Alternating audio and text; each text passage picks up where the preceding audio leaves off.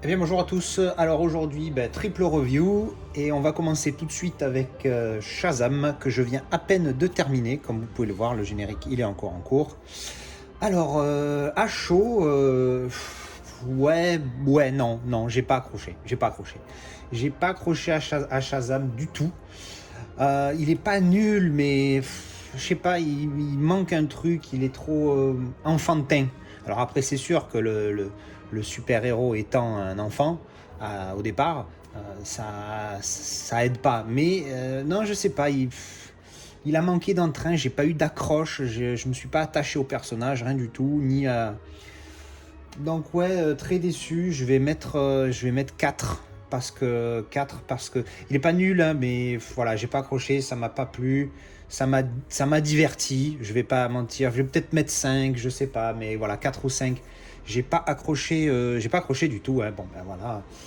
Alors j'hésitais même, j'étais en train de me dire est-ce que je vais garder le film, mais bon, c'est un DC, alors vu que j'ai tous les autres DC, je vais peut-être les garder pour la collection. En plus, c'est un steelbook, même s'il n'est pas terrible, ça reste un steelbook, ça peut être pas mal dans la collection.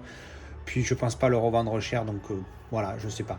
Mais en tout cas, très déçu par Shazam. Moi, j'ai pas accroché, que ce soit le méchant ou le gentil, j'ai pas accroché au personnage. L'acteur qui joue Shazam, tête à claque. Enfin, dans le film, hein, après, je le connais pas dans la vraie vie, bien évidemment. Mais dans le film, ouais, tête à claque, il est insupportable, il m'insupporte. Mais bon, après, voilà, c'est moi j'ai pas accroché.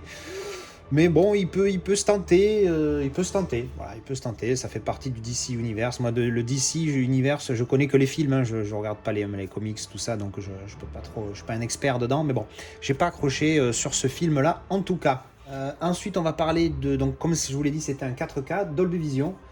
Alors deuxième déception parce que alors digital intermédiaire 2K seulement, mais c'est le premier que je vois qui est upscale en 4K que je trouve pas beau. Il était très pour un 4K, il était trop granuleux. Très granuleux, même si quand j'ai enlevé l'ultra résolution sur mon téléviseur, c'est resté pas top, j'ai été assez déçu. Ah, il y a le petit truc de la fin, une seconde. Oui, donc voilà, j'ai vite fait regarder le petit cliffhanger de la fin, qui n'est pas tout à fait un cliffhanger. Ça a un nom ces trucs-là, je m'en rappelle plus ce que c'est, dites-le moi dans les commentaires s'il vous plaît. Et j'en ai profité du coup, quitte à ce que je fasse une petite pause, j'ai mis le Blu-ray pour comparer, et franchement, je vois pas la différence. Enfin, si, il y a une différence, mais elle est, encore une fois, le Blu-ray est granuleux quasiment autant que que le 4K. Le 4K est un chouïa moins granuleux, mais tellement peu. Et non, franchement, le Blu-ray suffit amplement. Euh, Au niveau du HDR, puisque l'autre est en Dolby, le 4K est en Dolby Vision, effectivement, ça apporte un plus au niveau des couleurs, mais franchement, c'est très léger. Donc, si vous avez déjà le Blu-ray, le 4K ne vaut pas le coup du tout. Même si vous le trouvez pas cher, je trouve vraiment pas que ça vaille le coup. Pour le coup. Donc voilà, ça c'était mon avis sur Shazam. Du coup, je vais faire deux petits cuts. Je vous envoie les deux autres reviews que j'ai fait avant, et puis on se retrouve tout de suite après. Alors, je viens juste de finir de regarder Voyage to the Bottom of the Sea. Alors, donc un film de sous-marin de 1961. Donc un vieux film, malgré tout, en couleur, qui m'a été recommandé par, un, par un abonné. Et alors, grosso modo, l'histoire. Alors déjà, pour commencer, alors l'histoire, c'est...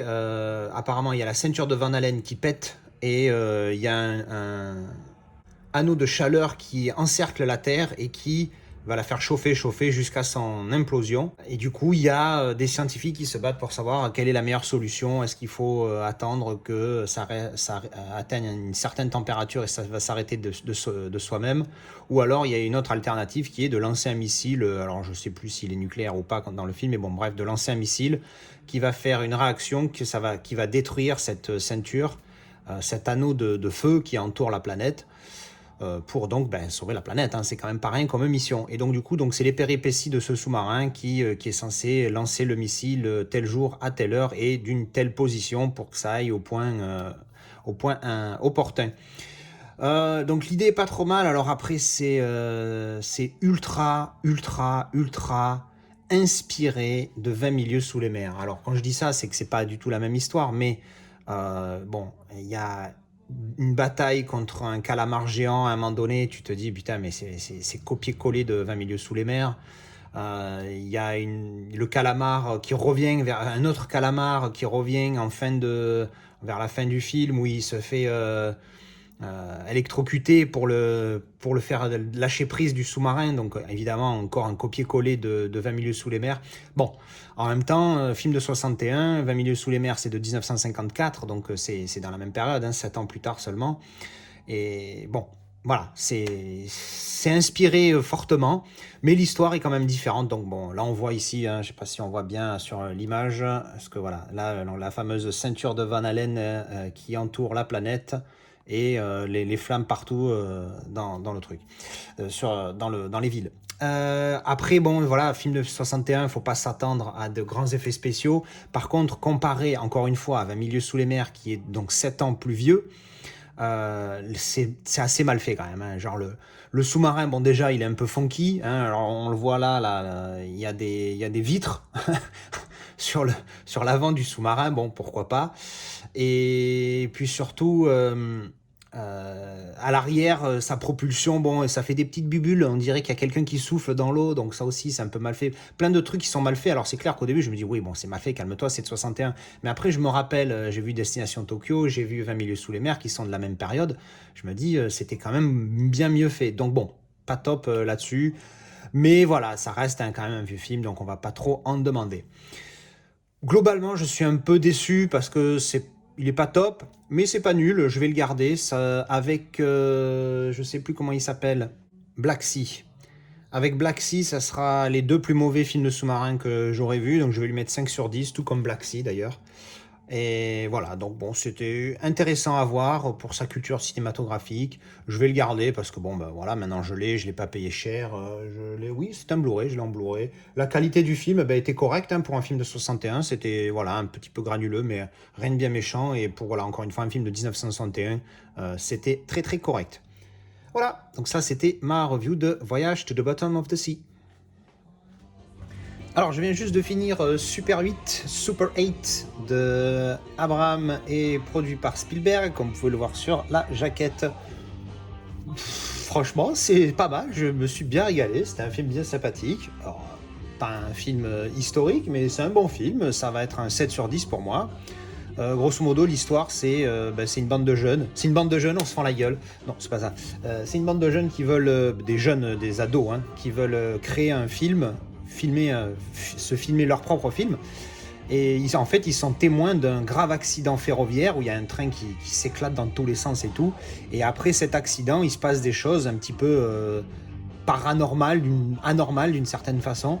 Et du coup, après, ça se développe là-dedans et on se rend compte qu'en fait, derrière, il y a une implication militaire qui est assez flagrante. Et l'histoire, c'est de découvrir le pourquoi du comment, qu'est-ce que c'est, etc. Donc franchement, pas mal. Si vous ne l'avez pas vu, je le recommande. Alors c'est vrai que c'est axé plutôt sur la vision des gosses. Mais franchement, c'est bien fait. Donc bon, je recommande vraiment ce film. Il est vraiment sympathique et j'aime bien comment le générique a été filmé à la fin. C'est assez sympa. Voilà, ça c'était pour Super 8 que je recommande franchement comme film. Ah oui, la qualité. Alors j'avais vu des comparatifs pour le 4K avant de l'acheter, je me suis dit si le film est bon et si je trouve le 4K pas cher, pourquoi ne pas prendre le 4K. Par contre, les comparaisons que j'ai vues ne valent pas l'upgrade à mon sens pour le 4K. Là j'ai vu le Blu-ray, il est correct, donc c'est un film de 2010, hein, c'est pas un film qui est super vieux. Franchement, le 4K des comparaisons, non, ça vaut pas le coup du tout. Bref, donc franchement, le Blu-ray simple suffit amplement. Il est un peu granuleux, mais ça va, ça passe, et globalement, il est correct. Au niveau du son, alors, comme d'habitude, enfin, pas comme d'habitude, mais comme souvent, l'audio, donc évidemment, moi je regarde en VO, l'audio, les voix sont très très basses par rapport au son ambiant. C'est-à-dire que quand ça discute, je mets le son, il faut que je mette le son quasiment à fond. Alors, pas complètement, mon son va jusqu'à 45. Là, j'ai mis jusqu'à 30 et quelques, alors que c'est énorme. 35, 36, j'ai mis quand ça discute.